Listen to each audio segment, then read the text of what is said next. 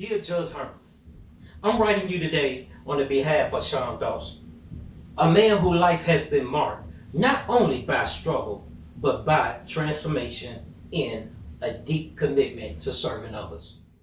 My name is Charles L. Jackson, and I am the founder of Truth to the Youth Mentorship Program in Rochester, Minnesota.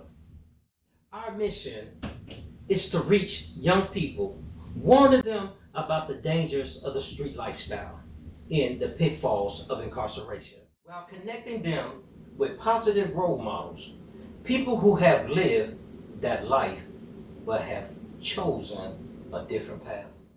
I know Sean because I have walked the road he has traveled.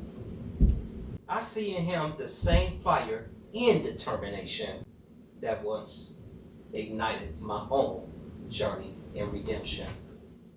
I came from the south side of Chicago, where I was deceived by the same illusion that trapped so many young men. My past is one of hardship and regret. I battled with addiction to heroin and crack cocaine, endured 86 arrests, 5 prison terms, 15 drug treatment programs, and 5 overdoses. I even lost a child in my arms, and still I wasn't ready to change. That moment came on February 15, 2013, when I finally surrendered my life to God and embraced the calling to give back. Sean is me, just in a different body, with the same heart for his family and his community. Through his work with bigger impact through education and truth to the youth, Sean has dedicated himself to uplifting the unsheltered, distributing hundreds of stuffed animals to children at all 3 pizza ranches, Austin, Albert Lea, and Stewartville, Minnesota, and extending his kindness to those society often overlooks.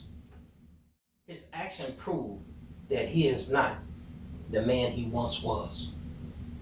Like me, he once wore the label that defined him, but he is now striving to be something greater. Your Honor, I know firsthand how powerful a second chance can be. In 2013, I stood before a judge facing 12 years in prison for my past mistakes. But that judge saw my transformation, recognized my work in the community, and gave me an opportunity. He reduced my sentence in exchange for a promise that I would continue the work God placed in my heart. I kept that promise, and today I am a respected leader, mentor, and advocate for change. Sean deserved that same change. Sean knows the weight of his actions, and he takes full responsibility for them. But prison will not serve him or our society. He has already made a decision to be a force for good.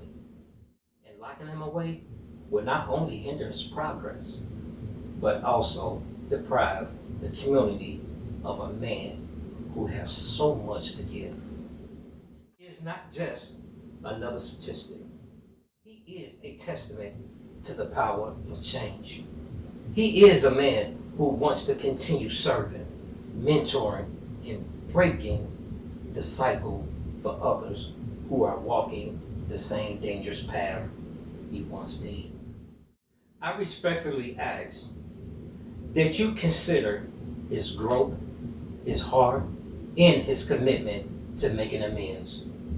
I believe in Sean, just as someone once believed in me. Given the opportunity, he will not let you or this community down. Thank you for your time and your consideration, Your Honor. Respectfully yours, Charles L. Jackson. Thank you.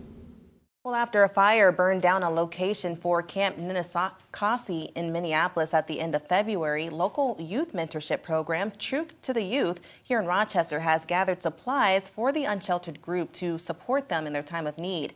KIMT News 3's Maureen Dudley joins us now with what the group is planning to do. Maureen. Sananda, Truth to the Youth is bringing items to the camp to both support those in need as well as show kids how to be compassionate for those less fortunate. I spoke with the CEO and a pastor for Truth to the Youth about this act of service. After a recent encampment fire displaced a number of unsheltered people in South Minneapolis, Truth to the Youth founder and CEO Charles Jackson says he felt a calling to assist Camp Ninkasi in its time of need. He says it's important to help those who have fallen into hard times. I think it's very important because we can be one paycheck away from being homeless ourselves, or it can be one of our family members that's homeless that really need help. And it's really good for us as a community to reach beyond our community and to help somebody else. The plan is to bring youth and supplies up to Minneapolis to distribute items among Camp Ninkasi to show support to the community after the fire in February. The pastor for the program, Cecile Belfont, says it's one way to teach youth about helping others. A small gesture that you do for someone else, out of not selfishly but selflessly, that can uplift somebody out of a tight situation. Both Jackson and Pastor Belfont tell me they have been working with Camp Ninkasi beyond the event of the fire. Their helping hand has been reaching the group for the past 5 months. If you would like to donate clothes, non-perishable food, or shoes, you can drop off items at 23 6th Street Northwest, Rochester, Minnesota. They will be heading up to Camp Ninkasi tomorrow afternoon around 1. All right, thank you so much, Maureen. Now, Truth to the Youth is also looking for more mentors. Having a criminal background will not disqualify you from mentoring kids. And if you would like to be a mentor for Truth to the Youth, you can send an email to the address here on the screen.